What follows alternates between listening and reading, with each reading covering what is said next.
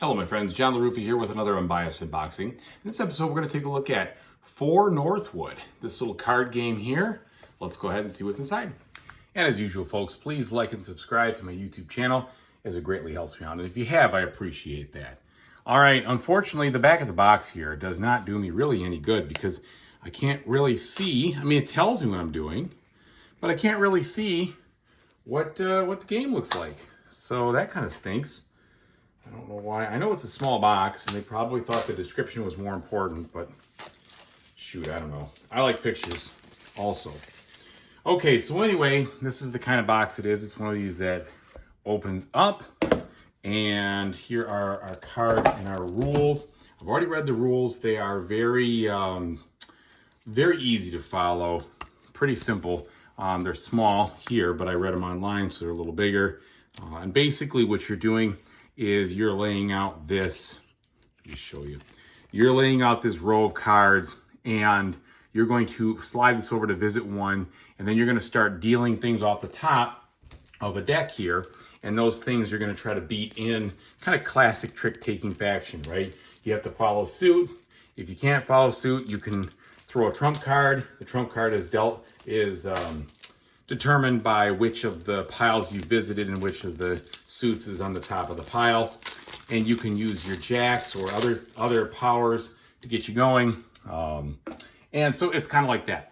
Now these cards are actually pretty high quality. They are kind of plastic in nature. I don't know if they are, they do feel like they're kind of plastic cards. They really are moving pretty quickly, pretty easily. So these are those kinds of cards that you may find yourself not needing to sleeve. And this is the one type of card that I can be convinced not to sleeve because I think it is a plastic card in nature. So they should hold up really well. So here we have some of the stuff here, like this is kind of the powers that they talk about. So you can exhaust this card to help you. It says if you're holding fewer than 8 cards, draw until you have 8 cards in your hand. So that can help you kind of buff up your hand and hopefully get more things. These, the kings or the queens are what determine who is kind of like the ruler of the pile. And like I said, you've got a lot of these different, there's four suits here. So you've got the claws, the flowers, the eyes, and the leaves. And then here you have the different piles, and the piles go from 0 to 7. And you have to win the exact amount of tricks that's in that pile to score the card. And the outer ones are, of course, harder. It's harder to win 0 tricks or 7 tricks versus like 3. And in order to win the game, you have to get at least 16 points if you're playing on kind of like the lowest difficulty. And the cards go from 1 through 8 besides. So there are no 9s. But there are princes. So princes would be like, I guess, a 10. Oh, I guess the baron maybe counts. I don't know how that goes.